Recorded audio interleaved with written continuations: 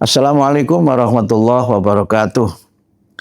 Alhamdulillahirabbil alamin wa bihi nasta'inu ala umurid dunya waddin. Wassalatu wassalamu ala asyrafil anbiya'i wal mursalin wa ala alihi wa sahbihi ajmain amma ba'd. Pemirsa liputan 6 yang saya hormati dan yang dirahmati oleh Allah, semoga kita semuanya dalam keadaan sehat walafiat dan tetap bersemangat untuk menunaikan ibadah puasa kita di bulan Ramadan tahun ini. Pemirsa yang dirahmati Allah, salah satu ajaran penting di dalam Islam adalah berdoa. Bahkan dalam sebuah hadis disebutkan ad-du'a'u mukhul ibadah. Doa itu adalah pangkal sentral dari semua ibadah. Salat itu dalam bahasa lainnya pengertiannya adalah ad-du'a. Sehingga kita setiap kali kita salat di dalamnya berisi doa-doa. Di dalamnya berisi permohonan kita kepada Allah untuk senantiasa mendapatkan petunjuk, dijauhkan dari segala macam perbuatan tercela, dan diampuni dosa-dosa kita. Nah, di antara tuntunan di dalam berdoa itu, ada beberapa yang perlu menjadi bagian dari pemahaman sekaligus menjadi bagian dari pengamalan dalam kita berdoa. Pertama tentu saja adalah keyakinan kita bahwa Allah adalah Tuhan yang maha mendengar doa-doa dan permohonan kita. Di dalam Al-Quran disebutkan, wa idza sa'alaka ibadi anni fa inni qarib ujibu da'watad da'i idza da'an. Dan ketika orang-orang itu bertanya kepada Muhammad tentang aku, tentang Allah, maka jawablah sesungguhnya aku, Allah itu dekat. Dan Allah akan mengabulkan doa hamba-hambanya yang memohon kepada Allah. Disebutkan juga, ud'uni astajib lakum. Berdoalah kamu kepada Allah dan aku, Allah, akan mengabulkan doa-doa kamu. Inilah pintu masuk pertama mengapa kita harus senantiasa berdoa. Berdoa itu bukan merupakan bukti kelemahan kita, tetapi merupakan bagian dari ikhtiar dan keyakinan kita bahwa kemampuan-kemampuan kita di dalam berusaha itu terbatas. Kita punya kemampuan, tetapi kemampuan kita itu terbatas karena banyak hal yang terjadi di luar kemampuan kita, di luar pengetahuan kita, bahkan di luar prediksi teknologi yang secanggih apapun. Sehingga karena itu maka berdoa itu adalah bagian dari upaya kita untuk senantiasa menyandarkan semua hal yang berkaitan diri kita ini kepada Allah, tapi tetap dengan berusaha. Jadi bukan bentuk fatalisme, bukan bentuk di mana kita ini tidak berikhtiar dan menyerahkan semuanya kepada Allah. Tetapi kita berikhtiar sesuai dengan kemampuan kita, sesuai dengan ilmu kita, tapi tetap disertai doa agar apapun yang terjadi dengan ikhtiar kita itu semuanya adalah bagian dari kehendak dan takdir Allah. Nah, yang kedua, dalam kita berdoa itu diberikan tuntunannya. Kita diberikan tuntunan agar berdoa dengan tadarru' dan khufyah. Berdoa dengan tadarru' khufyah itu adalah berdoa di mana kita ini mengharapkan betul pertolongan Allah, karena hanya Allah yang mampu mengabulkan doa-doa kita. Dan kita berdoa dengan kerendahan hati, dengan segala kerendahan itu kita memohon yang terbaik kepada Allah. Tadarru' wa khufyah. Sehingga dengan itu maka kita berdoa dengan tutur kata yang baik, tutur kata yang lembut, tutur kata yang menggambarkan betapa kita ini adalah seorang hamba yang sedang meminta kepada Allah. Doa tidak harus diucapkan dengan kalimat-kalimat yang lantang. Tadi ketika saya membaca wa idza sa'alaka ibadi anni fa inni qarib, asbabun nuzulnya itu adalah ketika sebagian orang pada zaman Nabi berdoa dengan lantang, dengan suara yang keras gitu. Karena mereka tidak meyakini kalau doanya tidak keras, tidak dikabulkan, sehingga mereka harus berdoa dengan keras. Karena itu kemudian diingatkan, tidak perlu keras-keras kalau berdoa, pelan-pelan saja.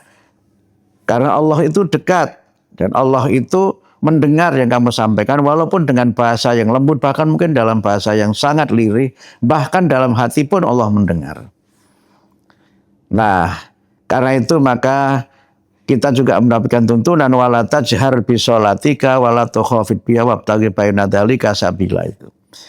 Kalau kamu itu berdoa juga jangan keras-keras wala tajhar bi sholatika, kamu nggak perlu keras-keras dengan bahasa, dengan kalimat yang lantang, yang kadang-kadang malah mengganggu yang lainnya itu. Tapi kamu juga jangan terlalu lirih itu kalau berdoa, apalagi untuk doa-doa yang dirasakan bersama-sama, tapi cari jalan yang moderat. Nah, itu yang berkaitan dengan adab bagaimana kita berdoa. Nah, kemudian yang ketiga adalah waktu-waktu untuk kita ini berdoa. Ada waktu-waktu yang mustajabah. Dan di antara waktu yang mustajabah, waktu yang doa-doa kita ini sangat didengar dan kemungkinan besar dikabulkan oleh Allah adalah ketika waktu tahajud, waktu tengah malam, sepertiga atau separuh dari waktu malam itu. Di dalam Al-Quran disebutkan wa minal laili fatahajjat bihi nafilatan lak asa ayyab'atsaka rabbuka maqama mahmuda wa qur rabbi takhilni mudkhala sidqin wa akhrijni mukhraja sidqin waj'alni min ladunka sultanan nasira. Dan di waktu tahajud sebagian dari malam itu kamu tahajud kepada Allah. Kamu bermohon kepada Allah di waktu-waktu itu agar kamu senantiasa mendapatkan tempat kedudukan yang terhormat, maqama mahmuda. Dan kita kemudian diberikan tuntunan oleh Allah, dibimbing sehingga senantiasa benar, kita masuk dengan cara yang benar, keluar secara benar, dan kemudian diberikan kekuasaan yang diberikan pertolongan oleh Allah. Di dalam Al-Quran Allah memerintahkan kita untuk bangun di tengah malam. Ya ayyuhal muzammil, qumil laila illa qalila nisfahu awingkus minhu qalila. Wahai orang yang berselimut, bangunlah kamu di waktu malam. Tidak perlu banyak-banyak. Kamu bisa bangun pada separuh malam itu atau lebih sedikit dari itu. Kenapa kita diperintahkan bangun di waktu malam itu?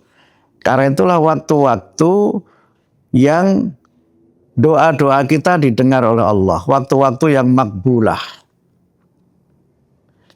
Dan di tengah malam itulah kita berada dalam keheningan, dalam penuh kekhusyuan. Kita berdoa memanjatkan permohonan kita kepada Allah.